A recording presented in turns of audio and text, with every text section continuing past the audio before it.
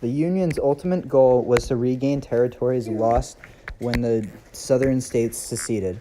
But later in the war, their goal changed to something else. They wanted to abolish slavery. This caused them to deploy a somewhat offensive strategy because of their ultimate goals, and they wanted to suffocate the South's economy and regain any territories that were lost.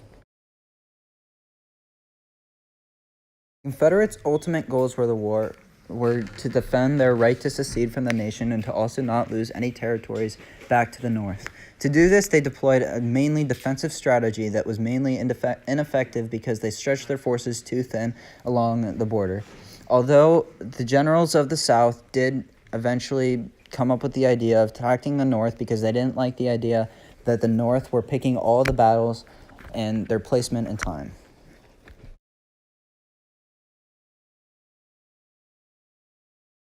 At the beginning of the war, the advantage was ultimately at the North.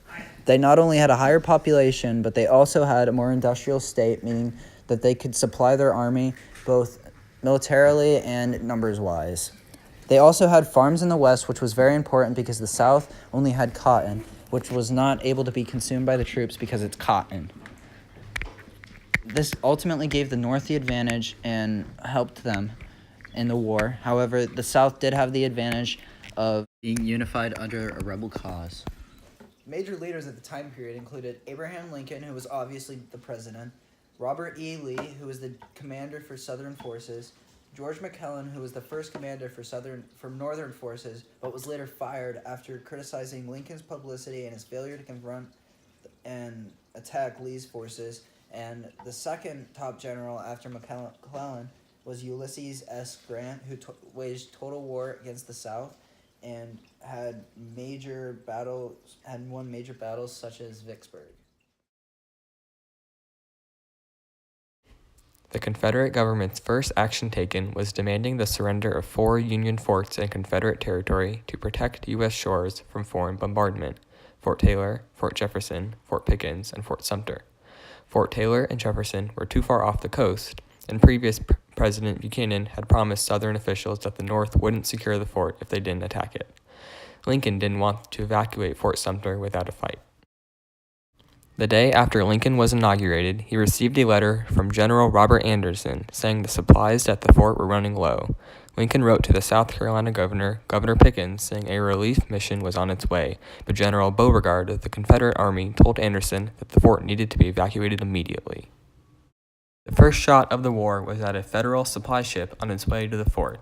The Union soldiers were unprepared to fight and fired back on the Confederacy only every 10 minutes. 5.5 hours later, the fort was nearly indefensible, and supply ships were anchored offshore. At 2 p.m., the Union was forced to surrender because of constant fire from the Confederacy.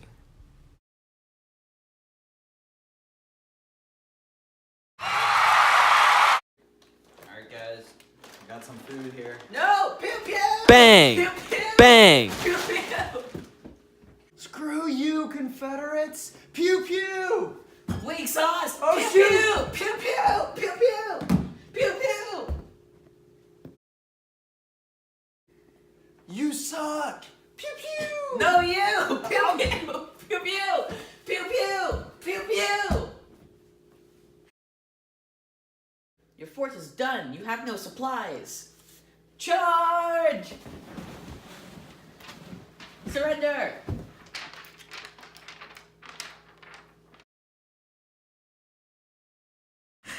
The Union Army marched across the Potomac River. The Confederate Army met them at Bull Run Creek, and in the ensuing battle, the Union Army surrounded the Confederates, but then the Confederates let out a rebel yell that caused the Union to run away. The battle was known as the First Battle of Bull Run on the north side and the Manassas Battle in the south.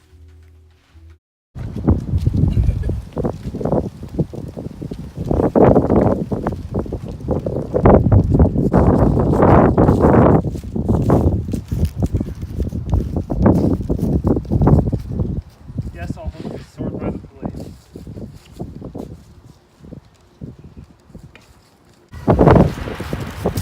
Beauregard, sir. What's the problem? I just witnessed the Union Army marching across the Potomac to our location. Send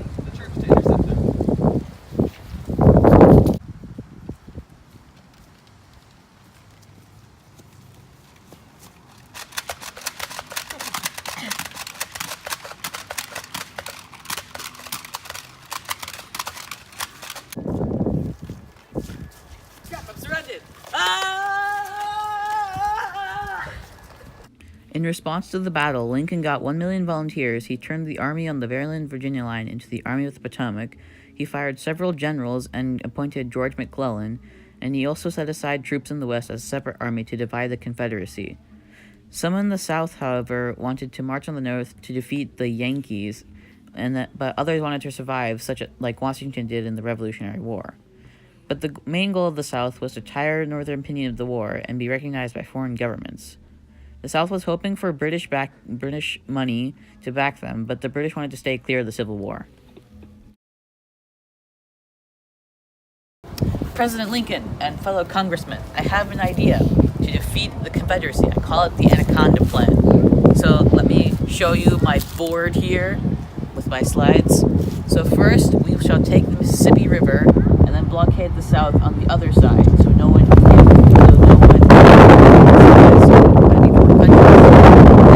we'll just pretty much until they give up. What do you think? Let me think about it. No.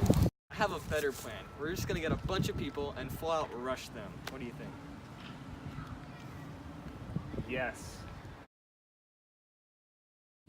Once a Yankee patrol found the Confederates poised for battle, the Confederates soon attacked the Union Army, catching them off guard and pushing them all the way back to the Church of Shiloh. Once there, the better supplied and stronger army of the Union regrouped and pushed the Confederates back. This is a live recreation of what the Union patrol probably looked like when finding the Confederates poised for battle.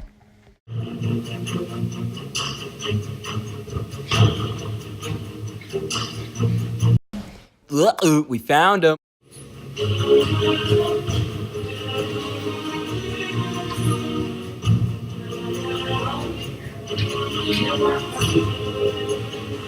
Confederates are coming!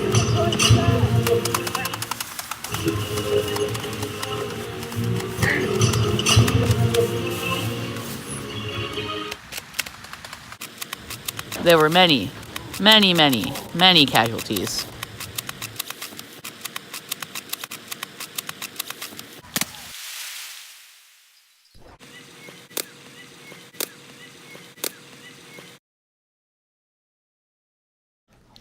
In early May 1963, Robert E. Lee won a large victory over the Union's Army of the Potomac, and in confidence, he decided to push into the North for a second time in an offensive that he hoped would bring a swift end to the war and would catch the eyes of Britain, France, and Northerners who wanted peace, who were known as Copperheads. Upon learning that the Army of the Potomac was on its way, Lee planned to assemble his army in the town of Gettysburg, where the opposing forces would eventually collide. After 2 days of fighting, the combined casualty total came to nearly 35,000, the largest 2-day toll of the war. On the final day of the battle, July 3rd, Pickett's charge was to take place. Believing his men had been on the brink of victory the day before, Lee decided to send 3 divisions, preceded by an artillery barrage, against the Union, center on Cemetery Ridge. Fewer than 15,000 troops, led by a division under George Pickett, would be tasked with marching some 3/4 of a mile across open fields to attack dug-in Union infantry positions after an artillery bombardment by some 150 Confederate guns. Union infantry opened fire on the advancing rebels from behind stone walls, while regiments from Vermont, New York, and Ohio hit both of the enemy flanks. Caught from all sides, barely half of the Confederates survived, and Pickett's division lost 2/3 of his men, ultimately losing the battle. This victory was substantial for the North, as it reignited the war effort for the North and highly boosted morale for Union troops. Onward to D.C.!